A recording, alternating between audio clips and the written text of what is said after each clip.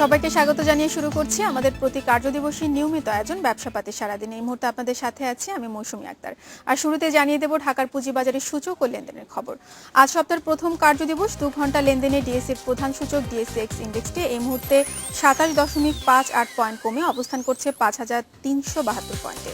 এছাড়া অন্য যে দুটো সূচক রয়েছে তার মধ্যে ডিএস30 সূচকটি 5.41 পয়েন্ট কমে অবস্থান করছে 1986 পয়েন্টে। সরিয়া ভিত্তিক সূচকটি এই মুহূর্তে 4.88 পয়েন্ট কমে অবস্থান করছে 1250 পয়েন্টে। মোট লেনদেন 20 কোটি টাকার উপরে ছাড়িয়েছে ঢাকার পুঁজিবাজারে। হাতবদল হওয়া কোম্পানিগুলোর মধ্যে দর বৃদ্ধি তালিকায় উঠে এসেছে এখন পর্যন্ত 69টি কোম্পানি, দর হারিয়েছে 151টি। শুধুমাত্র শেয়ারগুলোর ক্ষেত্রে দর বৃদ্ধি তালিকায় উঠে এসেছে 80টি কোম্পানি, দর হারিয়েছে 175টি এবং শুধুমাত্র মিউচুয়াল ফান্ডের ক্ষেত্রে দর বৃদ্ধি তালিকায় উঠে এসেছে 2টি ফান্ড, দর হারিয়েছে 12টি ফান্ডের দর। এ ছিল ঢাকার পুঁজিবাজারের সূচক ও লেনদেনের খবর 2 ঘন্টা লেনদেন শেষে। দর্শক, আপনাদেরকে জানিয়ে রাখি, আপনারা চাইলে এই অনুষ্ঠান চলাকালে আপনাদের মতামত ও প্রশ্ন পাঠাতে পারেন এসএমএস এর মাধ্যমে। এসএমএস পাঠাতে আপনার মোবাইলের মেসেজ অপশনে গিয়ে টাইপ করুন BIZO স্পেস আপনার নাম স্পেস আপনার মতামত দিয়ে পাঠিয়ে দিন 16232 এই নম্বরে যে কোনো অপারেটর থেকে। পুঁজিবাজার ও অর্থনীতি নিয়ে আলোচনায় আজ আমাদের সাথে আছেন জাপানের ইয়োকহামা ইউনিভার্সিটির শিক্ষক ও গবেষক ডক্টর নাসির উদ্দিন। আমরা আলোচনা করব তার সাথে। আপনাকে স্বাগত আমাদের আজকের অনুষ্ঠানে। আমরা পুঁজিবাজারের যে সার্বিক অবস্থা দেখছিলাম, শুরু থেকেই আজ সকাল থেকেই লেনদেন দেখতে পাচ্ছি অনেকটা নেতিবাচক প্রভাব পুঁজিবাজারে রয়েছে। এবং আমরা যদি একটু গত সপ্তাহের দিকে তাকাই, গত সপ্তাহে কিন্তু ডিএসসির প্রধান সূচক ডিএসসিএক্স ইন্ডেক্সটি 96 পয়েন্টের মতো কমেছে এবং গত 3 মাসের মধ্যে, গত প্রায় 3.5 মাসের মধ্যে এটা সর্বনিম্ন বা আরও নিচে নেমে গিয়েছে। এবং বাজার সংশ্লিষ্টরা যারা আছেন তারা বলছেন যে এই যে পুঁজিবাজারের ধীরগতি বা পতন, এই প্রভাবটা পড়ছে কয়েকটি খাতের উপর ডিপেন্ড করে, যেমন ব্যাংক খাত আছে, বিমা খাত আছে, আর্থিক খাত। এই প্রতিষ্ঠানগুলো বা এই খাতগুলোর কথাই তারা বারবার ঘুরে ফিরে বলছেন এবং তারা বলছেন যে পুঁজিবাজার ওঠা নামা সবকিছু ডিপেন্ড করে এই খাতের উপরে। তো এই যে পুঁজিবাজারের বর্তমান অবস্থায় যে ধীরগতি, আপনি কি মনে করেন যে এই খাতগুলোই কি সবচেয়ে বেশি দায়ী এই পুঁজিবাজারের ধীরগতির কারণটা? আসলে পুঁজিবাজারে আমাদের দেশে বিশেষ করে বর্তমানে হয়তো দুই একটা কোম্পানি আশা অনুসারে ডিভিডেন্ড দেয়নি, আবার কয়েকটা প্রতিষ্ঠান ডিভিডেন্ড কম দিয়েছে। সে তার উপর ভিত্তি করে বিনিয়োগকারীরা একটা সেক্টরকে ইভ্যালুয়েট করে বিনিয়োগ করে, ক্রয় করে বা বিক্রয় করে বলে একটা সেক্টর হয় উঠছে হয়তো কমে যাচ্ছে। প্রকৃতপক্ষে সত্যিকারের একজন বিনিয়োগকারী সে একটা কোম্পানিকে দিয়ে ওই সেক্টর বিবেচনা করা উচিত নয়। ব্যাংকিং খাতের মধ্যে কিন্তু অনেকগুলো ভালো ব্যাংক রয়েছে, তারা ভালো প্রফিট করেছে। সেক্ষেত্রে একটা কোম্পানি ভালো ডিভিডেন্ড দেয়নি অথবা একটা ব্যাংক খারাপ করার কারণে সব ব্যাংকে একইভাবে ইভ্যালুয়েট করে বিনিয়োগকারী বিনিয়োগ সিদ্ধান্ত নিচ্ছেন বলেই হয়তো সেক্টর সব কমলে সবগুলো কমে যাচ্ছে একই সেক্টরের, আবার বাড়লে একই সেক্টরের সবগুলো বেড়ে যাচ্ছে। একজন যুক্তিসঙ্গত বিনিয়োগকারী যুক্তিসঙ্গতভাবে বিনিয়োগ করলে এরকম হওয়ার কথা নয়। তো সেই জন্য বিনিয়োগকারী যুক্তিসঙ্গত আচরণ করলে আপনার কাছে কারণটা কি মনে হয়? আমি তো বলছিলাম যে বাজার সংশ্লিষ্টরা যারা আছেন তারা এই ধরনের অভিমত প্রকাশ করছে। আপনার কাছে কি মনে হয় কেন বাজারটা এভাবে নিম্নগতি ধারায় চলছে? এটা বিনিয়োগকারী যখন একটা ব্যাংক বা দুইটা বা পাঁচটা ব্যাংকের অবস্থা দিয়ে 30টা ব্যাংক, সম্ভবত এই মুহূর্তে লিস্টেড ব্যাংক হচ্ছে 30টা, 5টা ব্যাংক দিয়ে যদি 30টা ব্যাংকে বিবেচনা করা হয় তাহলে তো 5টা ব্যাংক হয়তো আশানুরূপ ডিভিডেন্ড বা লভ্যাংশ দেয়নি, সেজন্য সবগুলো কমে যাচ্ছে। তারা হয়তো ওই সেক্টরটাকেই আন্ডারভ্যালুড করতেছে বা ওভার সেল করতেছে, যার জন্য প্রাইস কমে যাচ্ছে। একজন বিনিয়োগকারীর প্রত্যেকটা ব্যাংকে ইন্ডিভিজুয়ালি যদি বিশ্লেষণ করতো তাহলে হয়তো এই অবস্থা হতো না। এই ধরনের সমস্যা থেকে উত্তরণের উপায় আপনার কাছে কি মনে হয়? উত্তরণের উপায় আসলে এটা বিনিয়োগকারীরাই নির্ধারণ করবেন। বিনিয়োগকারী যদি প্রত্যেকটা ব্যাংকে ইন্ডিভিজুয়ালি বা আর্থিক খাতের প্রতিষ্ঠানকে ইন্ডিভিজুয়ালি বিশ্লেষণ করে সিদ্ধান্ত নেন তাহলে হয়তো সঠিক সিদ্ধান্ত নেবেন। ওখান থেকে ভালো ব্যাংক বা ভালো আর্থিক কোম্পানিগুলো বেছে নিয়ে বিনিয়োগ করলে বিনিয়োগ লাভজনক হবে।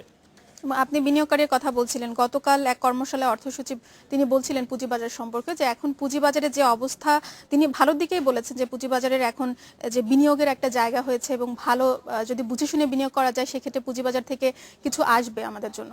কিন্তু আপনি যে বলছিলেন বারবার বিনিয়োগকারীর কথা, বিনিয়োগকারীরা কিন্তু অনেক সময় না বুঝে শুনেই বিনিয়োগ করছেন এবং দক্ষ বিনিয়োগকারী বা টাকাটা কোথায় আসলে ইনভেস্ট করতে হবে এই জিনিসটা অনেকেই বোঝে না। তো তাদের উদ্দেশ্যে আপনি কি বলবেন? একজন বিনিয়োগকারীকে দুই ধরনের বিনিয়োগ বিশ্লেষণ করতে হয়, তার মধ্যে একটা হচ্ছে ফান্ডামেন্টাল অ্যানালাইসিস আর একটা হচ্ছে টেকনিক্যাল অ্যানালাইসিস। ফান্ডামেন্টাল অ্যানালাইসিস সেটা দীর্ঘমেয়াদে বিনিয়োগের জন্য প্লাস স্বল্প মেয়াদে বিনিয়োগের জন্য হতে পারে। ফান্ডামেন্টাল অ্যানালাইসিসের অধীনে তিনটা আসপেক্টস বিবেচনা করা উচিত। একটা হচ্ছে ইকোনমিক ফ্যাক্টর, যেটা এখন আমাদের দেশের ইকোনমিক অবস্থা ভালো, জিডিপি বাড়ছে, পার ক্যাপিটা বাড়ছে, ওয়ার্ল্ড ইকোনমিও ভালো। এরপরে হচ্ছে আপনার company analysis and industry analysis. Industry analysis যদি একটা ব্যাংক হয়, ওই অন্যান্য ব্যাংকগুলো কেমন করছে সেটা একজন বিনিয়োগকারীকে দেখতে হয়। সেই ক্ষেত্রে তার নতুন প্রতিষ্ঠান ওইখানে আসবে কিনা, বা ইন্ডাস্ট্রিগুলোর ফার্মগুলোর মধ্যে ওই ইন্ডাস্ট্রিতে কম্পিটিশন হাই কিনা, যারা বায়ার তাদের বার্গেনিং পাওয়ার, র মেটেরিয়াল সাপ্লায়ার্স বার্গেনিং পাওয়ার, এই জিনিসগুলো দেখতে হয়। মোস্ট ইম্পর্ট্যান্ট হচ্ছে কোম্পানি অ্যানালাইসিস, সেখানে ফাইন্যান্সিয়াল এবং নন ফাইন্যান্সিয়াল ফ্যাক্টরগুলো দেখতে হয়। ফাইন্যান্সিয়াল ফ্যাক্টরের মধ্যে আর্নিং পার শেয়ার এবং রিটার্ন অন ক্যাপিটাল, এই ফ্যাক্টরগুলো ইম্পর্ট্যান্ট। এবং নন ফাইন্যান্সিয়ালের মধ্যে কোম্পানির হিস্ট্রি, কতদিনের তাদের প্রিভিয়াস রেকর্ড, ম্যানেজমেন্ট কারা, টেকনোলজি ইউজ করে কিনা, এবং তাদের প্রোডাক্ট ডাইভার্সিটি আছে কিনা, প্রোডাক্টের image, reputation in the market. আচ্ছা, আমরা পুঁজিবাজার এবং দেখতে হয়। বিনিয়োগকারী নিয়ে আরো আলোচনা করব। আমাদের একটা ছোট্ট বিরতির সময় হয়েছে, 30 সেকেন্ডের একটি বিরতি নিচ্ছি, সাথেই থাকুন। বিরতির পর আবারও আমন্ত্রণ ব্যবসাপাতি সারাদিনে ফিরছি আলোচনায়। বিরতিতে যাবার আগে আপনি বিনিয়োগকারীর উদ্দেশ্যে বলছিলেন, আবারও জানতে চাই। বিনিয়োগকারী ফান্ডামেন্টাল অ্যানালাইসিসে তাকে তিনটা বিষয় দেখতে হবে। সেটা হচ্ছে ইকোনমিক অ্যানালাইসিস, এবং তাকে দেখতে হবে কোম্পানি অ্যানালাইসিস এবং ইন্ডাস্ট্রি অ্যানালাইসিস। তো আমরা যেটা বলছিলাম যে ইকোনমিক ফ্যাক্টরগুলো সে দেখে যদি বিনিয়োগ করে, এবং কোম্পানিটার যে ফার্ম, ওই ফার্ম যে ইন্ডাস্ট্রিয়াল সেক্টর আছে সেখানে অন্যান্যগুলো কেমন করছে, প্লাস ওই কোম্পানি ইটসেলফ কেমন করতেছে, সেটা বিবেচনা করে একজন বিনিয়োগকারী যদি বিনিয়োগ করে, শর্ট টার্মে এবং লং টার্মে তার বিনিয়োগ প্রফিটেবল হবে। এবং শর্ট টার্মের জন্য তার টেকনিক্যাল অ্যানালিস্ট হওয়া দরকার। শর্ট টার্মে প্রাইস মুভমেন্টস, এটা অনেক সময় রিপিটেড, এটা বোঝা যায় শর্ট টার্ম ট্রেন্ডটা।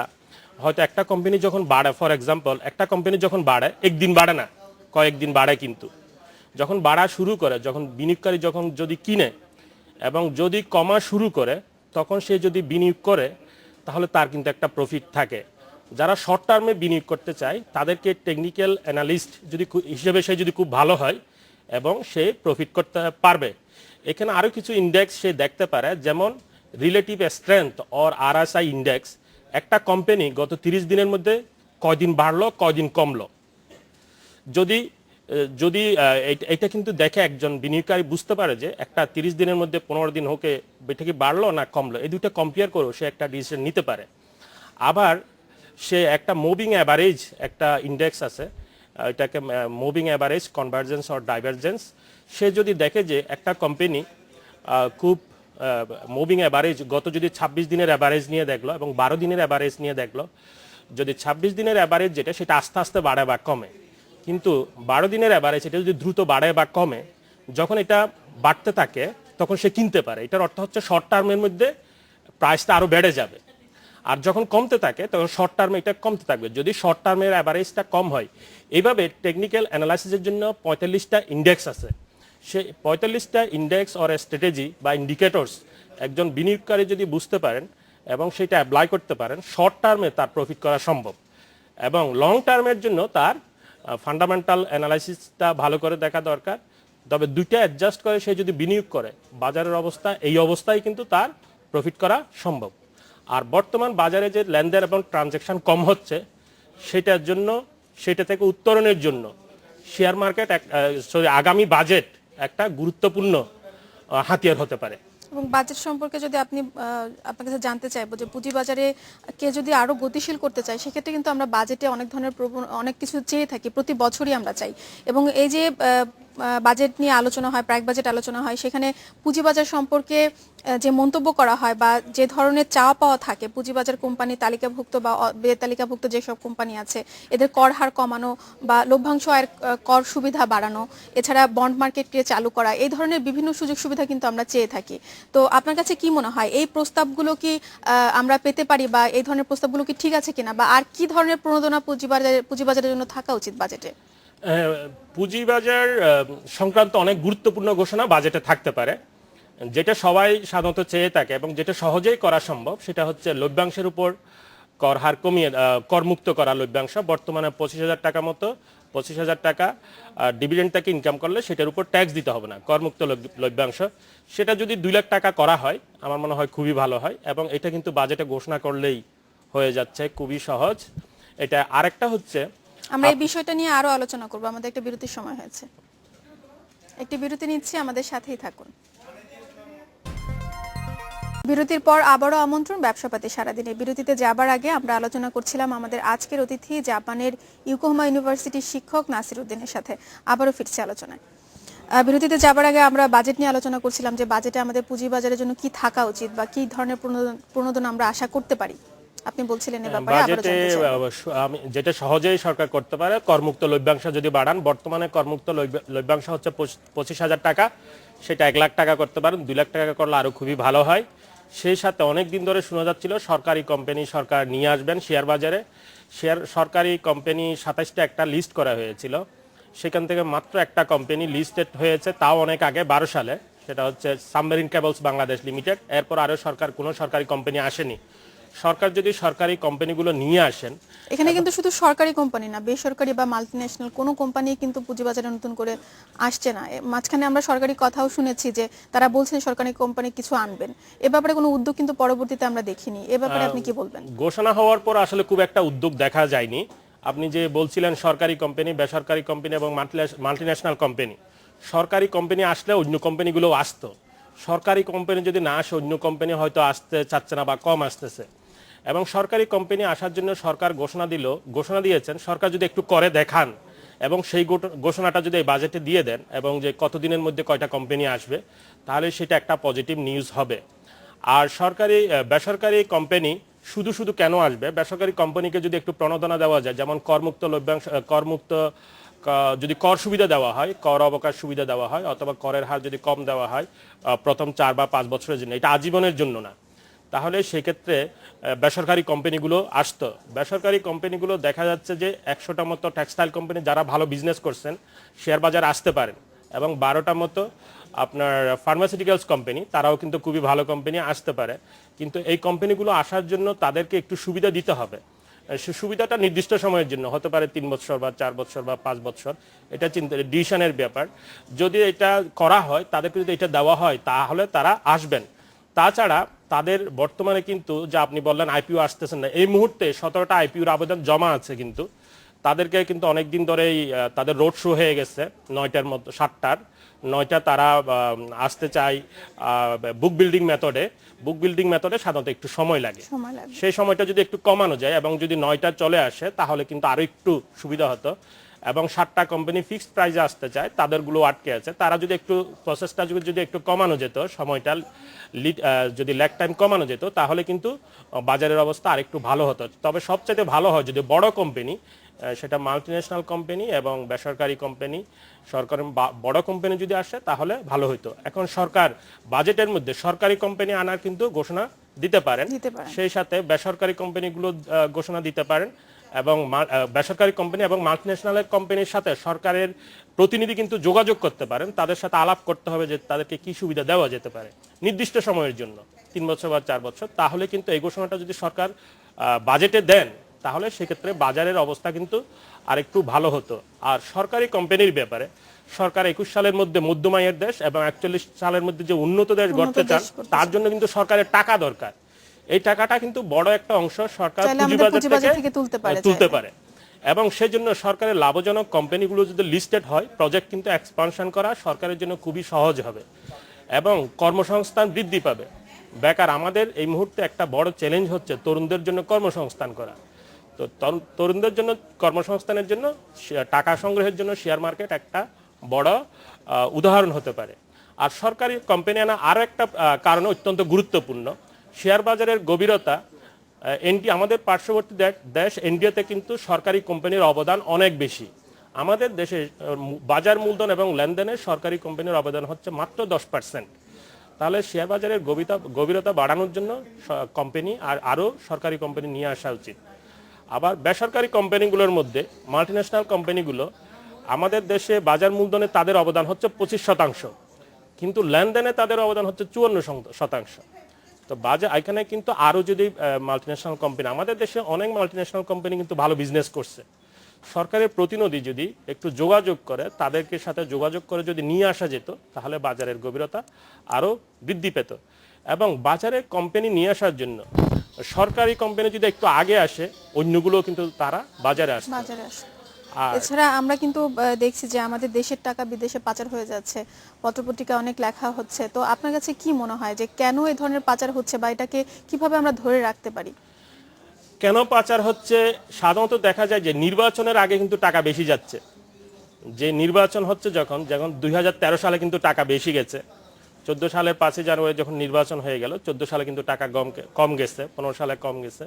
সাধারণত টাকাটা বেশি যাচ্ছে নির্বাচনের আগে। টাকা সব সময় যাচ্ছে, কিন্তু নির্বাচনের আগে কিভাবে যাচ্ছে, কোন পদ্ধতিতে টাকাটা যাচ্ছে? কিন্তু আপনার একটা উপায় হচ্ছে, ওকে ব্যালেন্স অফ পেমেন্ট লিকেজ, সেটা হচ্ছে ওভার ইনভয়েসিং করে, ইম্পোর্ট ওভার ইনভয়েসিং।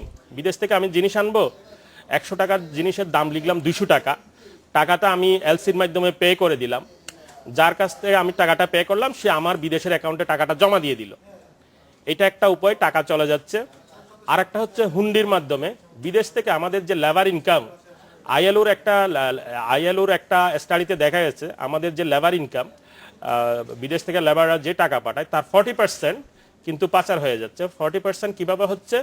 ওইখানে তারা কিন্তু বিদেশে কাউকে টাকাটা দিচ্ছে, তার এজেন্ট বাংলাদেশে টাকাটা দিয়ে দিচ্ছে, এবং সেক্ষেত্রে টাকাটা যারা বিদেশে টাকা নিতে চায় তারা বিদেশে ওই টাকাটা কিন্তু নিচ্ছে, ফরেন কারেন্সিটা। এইটা একটা। এখানে একটা হচ্ছে, আরেকটা হচ্ছে ইম্পোর্ট এবং এক্সপোর্ট দুইটার মাধ্যমে। এক্সপোর্ট করার পর টাকাটা আন্ডার ভ্যালু দেখানো হচ্ছে, আন্ডার ইনভয়েস। এক্সপোর্ট করার সময় 100 টাকার জিনিস আমি লিখলাম 50 টাকা, হয়তো 50 টাকা আমার দেশে চলে আসলো, আর বাকি 50 টাকা কিন্তু বিদেশে আমার অ্যাকাউন্টে দিয়ে দিচ্ছে। তাহলে এটা এক্সপোর্টের মাধ্যমে যাচ্ছে এবং ইম্পোর্ট ইভেন মধ্যে যাচ্ছে। এই দুটো, এবং যে লেবার ইনকাম, যে হুন্ডির মাধ্যমে টাকাটা চলে যাচ্ছে। আমার হাতে খুবই অল্প সময় আছে, আপনার কাছে জানতে চাইবো যে এই ধরনের পাচার কিভাবে বন্ধ করা যায়? পাচার বন্ধ করার যে লেবার ইনকাম যেটা, সেটা হচ্ছে যারা ক্ষুদ্র মানি সেন্ডার, যারা ছোট অ্যামাউন্ট দেশে পাঠায়, তাদেরকে যদি একটু ইনসেন্টিভ দেওয়া যায়, তারা বেসিক্যালি কিন্তু কম আয়ের মানুষ, তাদেরকে যদি একটু ক্যাশ ইনসেন্টিভ দেওয়া যায়, তাহলে সেক্ষেত্রে যদি খরচটা যদি ফ্রি করে দেওয়া যায়, বাংলাদেশ ব্যাংক যদি খরচটা ফ্রি করে দেয়, তাহলে টাকা পাঠানোর কোনো খরচ না থাকলে এবং দ্রুত টাকাটা পাওয়ার ব্যবস্থা করলে, হুন্ডির মাধ্যমে 20 মিনিটে টাকা পেয়ে যাচ্ছে, যদি যত দ্রুত করা যায়, তাদেরকে যদি একটু ইনসেন্টিভ দেওয়া যায়, তাদেরকে যদি টাকা পাঠানোর জন্য ফ্রি করে দেওয়া যায়, কোনো কস্ট না নেওয়া হয়, তাহলে কিছুটা প্রিভেন্ট হবে। আরেকটা হচ্ছে, আমাদের রিসেন্টলি আমাদের অনেকগুলো কেস কিন্তু ধরা পড়েছে মানি লন্ডারিং। হয়তো বিদেশ থেকে জাহাজ আনবে বলছে, জাহাজ আসে নাই, টাকাটা চলে গেছে, কিন্তু ওগুলো ধরা পড়ছে। ওগুলো যদি শাস্তি হয়, অপরাধের শাস্তি না হলে তো অপরাধ বাড়বেই। আর যদি আমাদের একটু সুশাসন থাকে, পলিটিক্যাল স্টেবিলিটি থাকে, যেহেতু নির্বাচনের আমরা আশা করব সরকারের দিকে নজর দেবে। আমরা অনুষ্ঠানের একেবারে শেষ পর্যায়ে চলে এসেছি, আপনাকে ধন্যবাদ সময় দেওয়ার জন্য। আপনাকেও ধন্যবাদ। এ ছিল আমাদের আজকের আলোচনায়, পরবর্তী সংবাদ দেখার আমন্ত্রণ রইল।